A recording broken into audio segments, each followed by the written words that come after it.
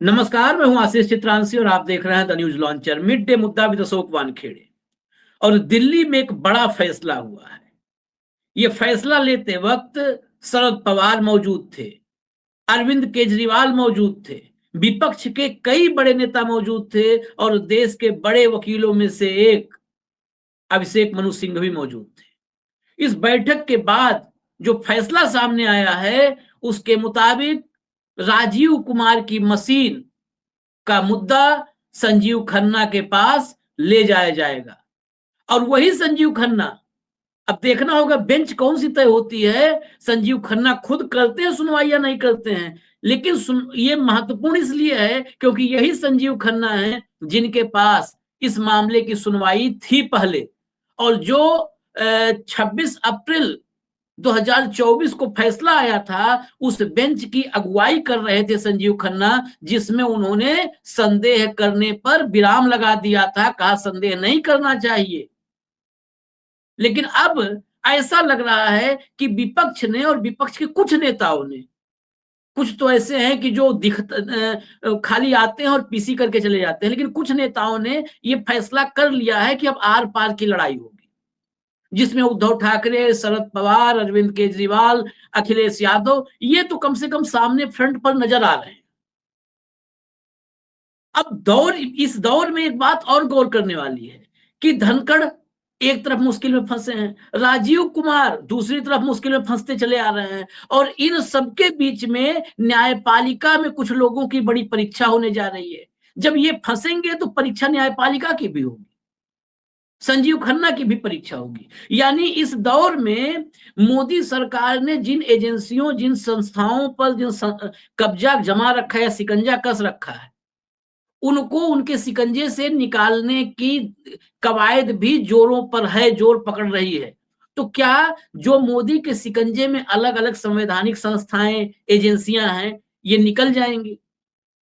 ये सारी चर्चा आज बहुत जरूरी है, इसलिए भाऊ को चर्चा में जोड़ लीजिए कंट्रोल रूम।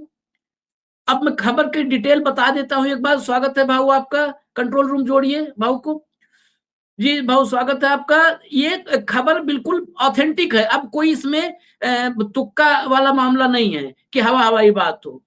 13 तारीख को, 13 तारीख, 11 तारीख है, बस कल का दिन बचा है। 13 तारीख को सुप्रीम कोर्ट में ये मामला जाएगा, मशीन का मामला सुप्रीम कोर्ट जाएगा। प्रशांत जगताप जो शरद पवार की पार्टी के नेता हैं, हड़पसर एक विधानसभा है, यहां से चुनाव लड़े थे, पुणे के हड़पसर से चुनाव हार गए। इन्होंने ऑफिशियली स्टेटमेंट दिया है कि अब विपक्ष जाएगा मशीन के मुद्दे को लेकर के सुप्रीम कोर्ट जाएगा, संजीव खन्ना के पास जाएगा, और मीटिंग का जो डिटेल आया उस मीटिंग के डिटेल के मुताबिक भी पवार, केजरीवाल, सिंघवी, ये सारे की मौजूदगी में, और उसका मैंने विजुअल भी देखा मीटिंग का, पूरा मीटिंग में सारे विपक्ष के बड़े नेता थे, सुप्रिया सुले भी मौजूद थी, सुप्रिया सुले ने वो वीडियो ट्वीट भी किया है। तो सबकी उपस्थिति में फैसला हो गया कि अब लड़ाई लड़ी जाएगी।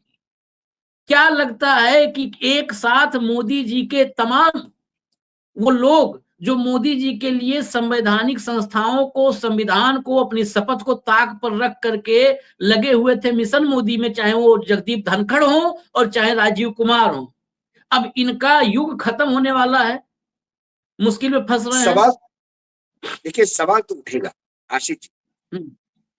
हो सकता है कि धनखड़ साहब के खिलाफ अविश्वास प्रस्ताव गिर जाए, हाँ, लेकिन चर्चा तो होगी। पहली बार इतिहास में नाम दर्ज होगा कि किसी उपराष्ट्रपति के खिलाफ अविश्वास प्रस्ताव आए। पहली बार विपक्ष बताएगा चर्चा के दौरान कि कितनी गड़बड़ी करते हैं उपराष्ट्रपति, अपने पद की गरिमा कितनी उन्होंने तार तार कर दी है। ये चर्चा करना विपक्ष जानता है कि प्रस्ताव गिरेगा, लेकिन चीजें रिकॉर्ड पे आएगी, देश सुनेगा, देश को पता होना चाहिए क्या चल रहा क्या नहीं चल रहा। मुझे पता है कि जगदीश धनखड़ पे जो आरोप लगेंगे उसका जवाब जब सरकार देगी तो सरकार जवाहरलाल नेहरू 1962 की लड़ाई, इंदिरा गांधी इमरजेंसी, राजीव गांधी बोफर्स, ये तमाम बातों की बात करेंगे सिवाय धनखड़ साहब के। मणिपुर का अविश्वास प्रस्ताव हमने देखा है, मणिपुर को लेकर क्या हुआ लोकसभा में। लेकिन चीजें रिकॉर्ड पे आएगी, इस देश की जनता को समझने का एक चांस मिलेगा। विपक्ष के हाथ में एक टूल है अविश्वास प्रस्ताव, और यदि आपके पास स्टेट्समैन प्रधानमंत्री है जवाहरलाल नेहरू जैसे, तो जवाहरलाल नेहरू जी के खिलाफ जब प्रस्ताव आया, तो किसी ने कहा जवाहरलाल नेहरू जी को कि ये प्रस्ताव तो कोई मतलब नहीं है, ये तो गिर जाए। उन्होंने कहा कि नहीं, सवाल प्रस्ताव गिरने का या ना गिरने का नहीं है, सरकार गिरने का नहीं। हम अच्छी मेजोरिटी में हैं और विपक्ष कमजोर है, ये भी नहीं। सवाल है जब अविश्वास प्रस्ताव आता है तो सरकार को आत्मावलोकन करने का एक बेहतरीन चांस होता है। हमारा विपक्ष जब हमें कटघरे में खड़ा करता है किसी एक विषय को लेके, तब हमें भी देखना होगा कि कहीं हमसे भी तो गलती नहीं हो रही है। इसलिए मैं अविश्वास प्रस्ताव का स्वागत करता हूं। मुझे आत्मावलोकन करना है, बीच बीच में ऐसी परीक्षाएं होती रहनी चाहिए। ये जवाहरलाल नेहरू का है। अभी वर्तमान में लोग दे रहे, भाजपा के स्टेटमेंट दे रहे, स्पोक्स पर्सन नाटक कर रहे, मालूम है गिर रहा है फिर भी कर रहे। हमेशा अविश्वास प्रस्ताव सरकार गिराने के लिए नहीं होता है, और ऐसा होता तो राव साहब की सरकार कितनी बार अविश्वास प्रस्ताव ले आए, हर बार गिरा है। तब भाजपा क्या कर रही थी, नोटंकी कर रही थी क्या? तो भाजपा ही तो लेके आ रही थी प्रस्ताव। दूसरी बात, जो छिछोरापन है वो बिल्कुल सामने आएगा देश के। दूसरी बात, राजीव कुमार। राजीव कुमार है जो सिवाय सरकार के किसी की नहीं सुनते, ऐसा प्रतीत होता है। विपक्ष ने कुछ कहा तो उनके पास एक ही जवाब है, कुछ तो लोग कहेंगे, लोगों का काम है कहना, छोड़ो इन बेकार की बातों में। अब किसी संवैधानिक संस्था को कहना होगा, और वो अब बॉल जो है, गेंद जो है, वो सुप्रीम कोर्ट के पाले में जाएगी। सवाल वीवीपैट का और वोटिंग का मैच करने का नहीं है, कुछ अहम सवाल है। सवाल ये है कि जो वोट परसेंट फाइनल होता है, जो चुनाव आयोग वोट परसेंट बताता है, उसके बाद वोट गिनने के बाद 5-5, 7-7 लाख वोट कैसे ज्यादा हो जाते हैं, कैसे बढ़ जाते। एक प्रेस रिलीज मैंने देखी कि नांदेड़ में चुनाव आयोग ने कहा हमने मशीनी वीवीपैट मैच किया, सब ठीक है। वीवीपैट और नांदेड़ में वीवीपैट और उसका इश्यू नहीं था। इश्यू ये था कि लोकसभा का बाई इलेक्शन और विधानसभा का चुनाव साथ में हुआ।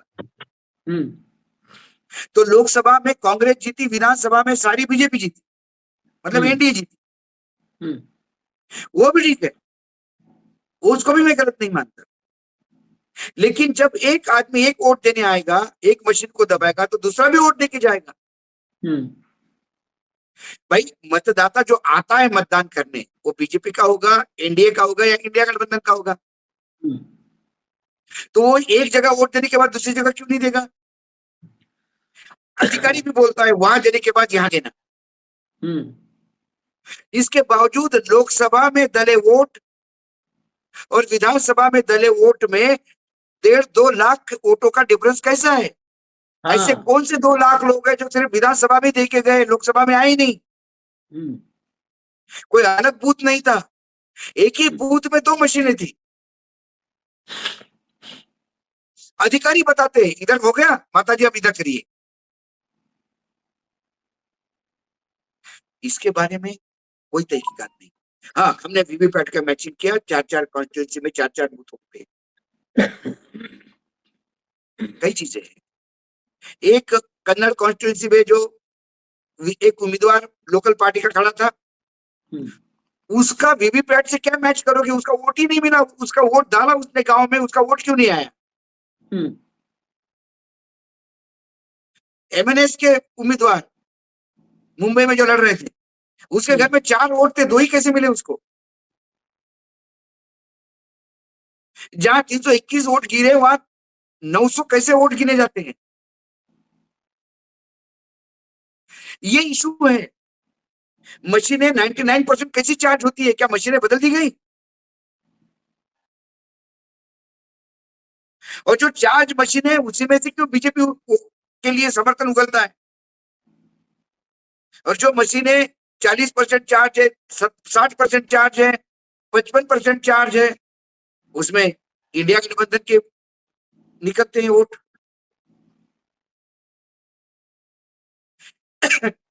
इस पैटर्न को भी तो देखना होगा। मात्र हर बार वीवीपैट और वो 4 कॉन्स्टिट्यूंसी में चेक किया, हमें कुछ विसंगति नहीं पाएगी, ये बोलने से थोड़ी होगा। क्या मशीनें बदली गई तभी 99% रिचार्ज है? फॉर्म C-17 क्यों नहीं मैच हुआ? उस कंप्लेंट का क्या किया पीठासीन अधिकारी ने? लोग बहिष्कार करके निकले, पीठासीन अधिकारी सुनता नहीं है करके। 95 कॉन्स्टिट्यूंसीज है जहां मशीनों में गिरे मत और गिने मतों में तफावत है। नहीं भाऊ, एक एक एक इसमें एक इन्फॉर्म करेक्शन और है। जो गिरे मत और गिने मत में 288 में फर्क है। 8 में कम गिने गए, 280 में ज्यादा गिने गए हैं। 95 सीटें हैं, 95 सीट, 31 जिले, 31 जिलों की 95 सीटें ऐसी हैं जिन पर 104 प्रत्याशियों ने आपत्ति जताई है। 95 सीटों पर 104 प्रत्याशियों ने। और जो वीवीपैट मिलान की भी बात आ रही है, वो वीवीपैट मिलान की बात चुनाव आयोग, देखिए ये एक नेक्सस है। सरकार मतलब भाजपा, सरकार भाजपा जो भी कर ले, आयोग, राजीव कुमार, गोदी मीडिया, ये इस नेक्सस में खबर की सत्यता की का वेरिफिकेशन कोई नहीं है। उसको जो छाप दिया गया, उन प्रत्याशियों के सामने छापा हुआ, मिलान हुआ क्या? वो प्रत्याशी कहाँ है, उनका बयान कहाँ है? वो प्रत्याशी बोलते ना कि हाँ जी हो गया। उसका आप सबसे अच्छा था, सबसे बेहतर काम था कि सवाल किसके ऊपर है? राजीव कुमार के आयोग के ऊपर है। राजीव कुमार का आयोग जब मिलान करवा रहा था कि देखो हम दूध का दूध पानी का पानी करते हैं, तो उसका वीडियो रिकॉर्डिंग कर लिया होता और पब्लिक कर देता कि ये वीडियो रिकॉर्डिंग है। ये पता है क्या है? ये ऐसा वो अश्वत्थामा मारा गया, नरोबा कुंजरो टाइप ऐसी खबरें फ्लोट करवाते हैं। दरअसल मुझे अभी भी ये संदेह है कि हर विधानसभा पे 4 वीवीपैट, जो आयोग का कहना है कि 4 वीवीपैट का मिलान किया गया, जो 4 वीवीपैट का प्रावधान है मिलान करने का, 4-5 वीवीपैट का, वही 288 सीटों पे 1440 वीवीपैट, उसी मिलान को कह रहे हैं कि हमने मिलान किया और ये वो मैच कर नहीं, मिलान तो ठीक होगा आशीष। यदि मैंने चुनाव खत्म होने के बाद खुद ही बटन दबा के धड़ धड़ किया, तो वीवीपैट में तो रजिस्टर होगा ही ना। होगा एग्जैक्ट होगा। सवाल ये है कि 321 वोट जहां गिरे, वहां 900 कैसे गिनेंगे?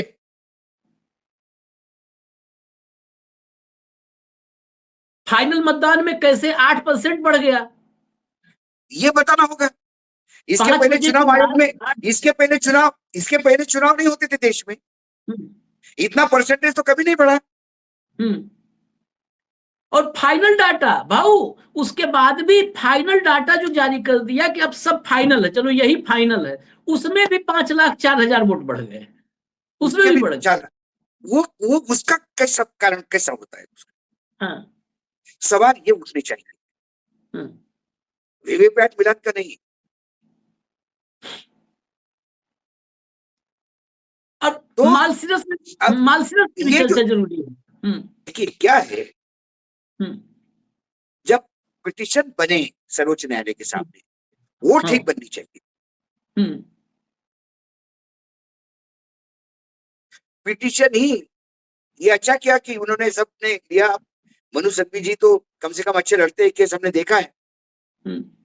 उनको तो मैं बीजेपी का स्लीपर सेल नहीं कह सकता कांग्रेस में, वो जी जान लगाते हैं बेचारे।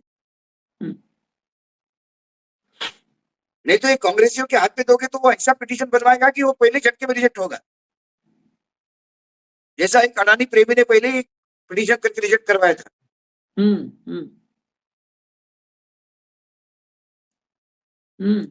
चंद्रा बाबू, YSR रेड्डी का स्टेटमेंट देखिए, जगन रेड्डी का स्टेटमेंट देखिए। तो पिटीशन इन बातों पे होनी चाहिए।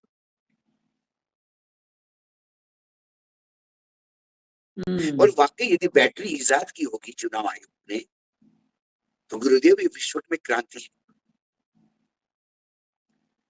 पेटेंट करवा पूरा लेना चाहिए। मशीन उसको पेटेंट करवा लेना चाहिए और विश्व में क्रांति हो जाएगी गुरुजी। उस बैटरी के भरोसे तो मोबाइल कितने दिन चलेगा पता नहीं, हम्म महीना महीना चार्ज नहीं करना पड़ेगा मोबाइल। क्योंकि जो वीवीपैट पूरा यूज हुआ सुबह से शाम तक, फिर 3 दिन तक वो वहां पड़ा रहा। कुछ कुछ वीवीपैट 15 दिन तक पड़े रहे और उसके बाद खुले तो 90%, 99.9% बिजली चार्ज था।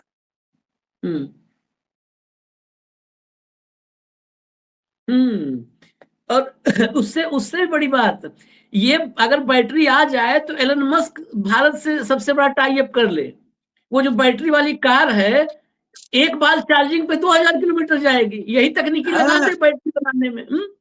खैर, ये एक लोग एक निर्लज्ज है, बेशरम है, कुछ भी कारण बताते हैं, अपने आप को जस्टिफाई करते हैं और आंखों में धूल झोंकने का प्रयास करते हैं। जो सवाल उठे उस सवाल का जवाब नहीं देते।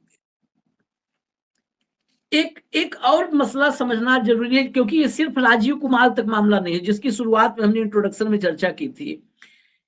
क्या मोदी का वो दौर, जिस दौर में विपक्ष में चाहे स्लीपर सेल हो चाहे पेरोल पर लोग हों, उनके जरिए ही किसी भी मुहिम को पलीता लगा देते थे। लेकिन अब जो एक साथ शुरू हुआ है, न्यायपालिका न्यायपालिका का भी नाम अभी शुरू में हमने खाली इनडायरेक्ट कहा था कि संजीव खन्ना की भी परीक्षा है। सिर्फ संजीव खन्ना नहीं, पूरे न्यायपालिका की परीक्षा है। न्यायपालिका में बैठे संघीय जजों पर भी अब लग रहा है आर पार की लड़ाई होने जा रही है। उसकी वजह बताऊं, जो शेखर कुमार यादव, उसके हाँ, खिलाफ कल में प्रशांत भूषण ने चिट्ठी लिखी। न्यायिक जवाबदेही और सुधार अभियान एक है, उसने चिट्ठी लिखी। इसमें बड़े बड़े लोग हैं इसमें अभियान में। अखिल भारतीय वकील संघ, इसने चिट्ठी लिखी। सीपीआईएम की तरफ से चिट्ठी लिखी गई। सब एक लाइन से चिट्ठियां, और सब में कहा गया है कि भाई ये संविधान के लिए और संविधान की शपथ के लिए न्यायपालिका में अगर ऐसा आदमी 1 मिनट भी बैठा है तो खतरा, बहुत खतरा है देश के लिए। इतना ही नहीं, कपिल सिब्बल ने एक अपील करके सरकार को ही फंसाया है। कहा कि महाभियोग लाया जाना चाहिए और लाएंगे महाभियोग। उस महाभियोग में सरकार को भी हमें हमारा साथ देना चाहिए, प्रधानमंत्री जी भी साथ दें, क्योंकि ऐसा जैसा वो जैसा वो जज बोल रहा है वैसा तो मोदी जी भी नहीं बोलते हमारे। उतना तो मोदी जी भी नहीं बोलते कि ये देश नहीं बहुसंख्यकों नहीं, पे वो तो चलेगा। संविधान की रक्षा करते हैं। 5 लाख हाँ संविधान बांटे महाराष्ट्र में।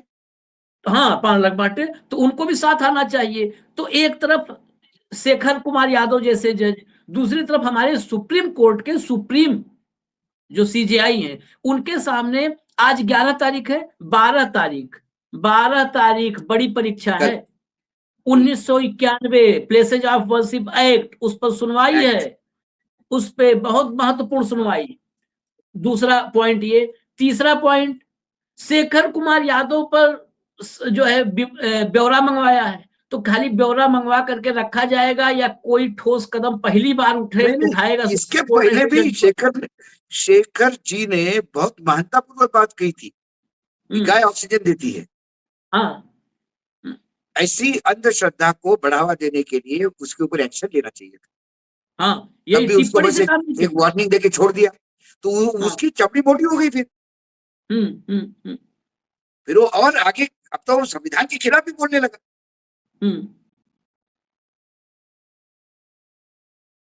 तो एक ये हो गया न्यायपालिका के साथ साथ देश में दूसरा संवैधानिक पद उपराष्ट्रपति। उपराष्ट्रपति के बारे में भाजपा कह रही है आज, वो अविश्वास प्रस्ताव जो बहुत लोग कह रहे थे कि क्यों ला रहे हैं, इससे क्या होगा, आज पता चल गया क्या होगा। आप तो दूर हैं, लेकिन दिल्ली में बड़ी हलचल है, भाजपा बौखलाई हुई है। यहां तक कि कह रही है कि आसन पर ऐसे ऐसे लोग बहुत कम ही मिलते हैं, सौभाग्य है कि ऐसे लोग आसन पर मिले हैं। बराबर है। मैंने आपको है? कल भी कहा, देखिए अपने कल भी हाँ, डिस्कशन में मैंने कहा, पॉइंट ऑफ हाँ, व्यू होता है। हाँ, पॉइंट ऑफ व्यू होता है। एक घर में आदमी ताला लगाने के लिए भूल जाता है, वो हाँ, केयरलेस है। उसका परिवार उसको कोसता है कि हम बाहर बिना ताला लेके तुम घर खोला छोड़ के चले गए, बहुत ही केयरलेस हो, नालायक हो। लेकिन चोर की दृष्टि से उससे बढ़िया दोस्ती वाला आदमी नहीं हो सकता। हाँ, ये तो भगवान ने भेजा हुआ दूत है जो ताला लगाए बगैर चला गया घर छोड़ के। हमारे लिए खुली दावत। तो हर एक का पॉइंट ऑफ व्यू है। जिन्हें संविधान पदों पे बैठने वाले लोगों को अपने चरणों में रखना होगा, उनके लिए ऐसे चरणों में झुकने वाले लोग हमेशा अच्छे मिलेंगे। वाकई ऐसा आदमी मिलेगा नहीं, आने वाले समय में भी ढूंढने से नहीं मिलेगा, जो राष्ट्रपति उपराष्ट्रपति पद की गरिमा को इतना नीचे लेवल पे लेके जाएगा। तो भाजपा गलत थोड़ी कह रही, भाजपा बिल्कुल सही कह रही है। झूठ नरेशन तय करने वाला अभी ऐसा जैसा वो उसने कहा, गद्दार कहा राहुल गांधी को संबित पात्रा ने।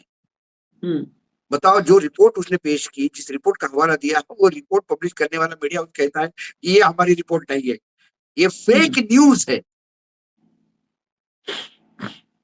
फेक न्यूज के भरोसे फेकू चल रहे हैं देश में। फैक्ट्री पूरी चल रही है, फैक्ट्री फेक न्यूज की, फैक्ट्री पूरी चल रही है फेक न्यूज की।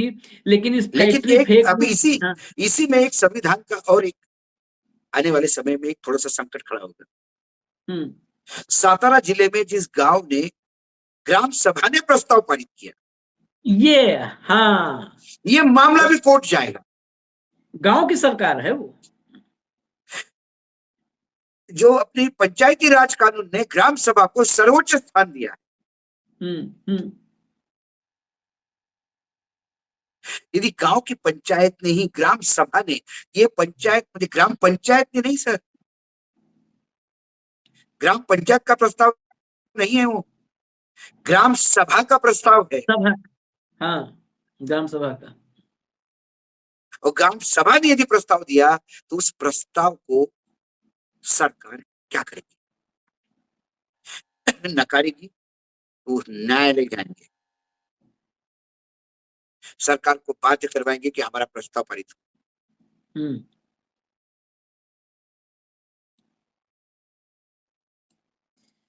ये सबसे, इस पर आपने एक्सरे भी किया है, इस खबर को जो अभी भाव ने चर्चा की, डिटेल में देखना, एक्सरे देखिएगा, क्योंकि इस खबर को हमने दिखाया इसीलिए। बहुत सारे लोग कहते हैं गांव का, फिर भी आप लोग वही रटे रहते, उससे होना क्या है।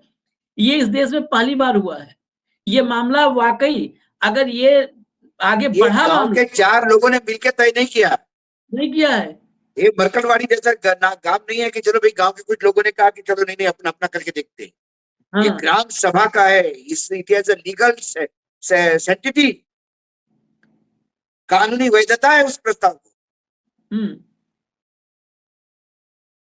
इसीलिए उस मामले में डीएम ने भी कहा है कि अभी हमको प्रस्ताव नहीं मिला, क्योंकि टाइम स्पेंड करना, किसी तरह मैनेज करना, समझाना, ये सब अभी चलेगा। सरकार भी आ चुकी है वहां पर, ये सब चलेगा अभी। खैर, महत्वपूर्ण बिंदु यही थे, चर्चा को लंबा नहीं खींचेंगे, कि एक साथ धनखड़, राजीव कुमार, न्यायपालिका, सभी पर एक हथौड़ा चलाने की कवायद शुरू हुई है। इसको ईमानदारी से, एक शब्द ये जो मैं बोला आखिर में, इस पर बस गौर कीजिएगा। अगर ईमानदारी से लड़ाई लड़ी गई तो ऐसा नहीं है कि मोदी ने कह दिया कि मैं नॉन बायोलॉजिकल हूं, अविनाशी हूं, तो उनसे कोई टकरा नहीं सकता है। नहीं। ये जितना झूठ की जो दीवार है खड़ी, सब ढह जाएगी। बस ईमानदारी से लड़ाई होनी चाहिए। हमारे तो सनातन धर्म में आशीष, भगवान ने भी अवतार लिया तो उसका अंत है। भगवान ने भी अवतार लिया, श्री राम ने अवतार लिया, सरायु में जल समाधि दी। भगवान श्री कृष्ण ने एक पारधी के तीर से पैरों पे लगे, अंगूठे पे लगा उनके, उससे ब्लड फ्लो होके उन्होंने उसमें अपना अंतिम प्राण त्याग दिए।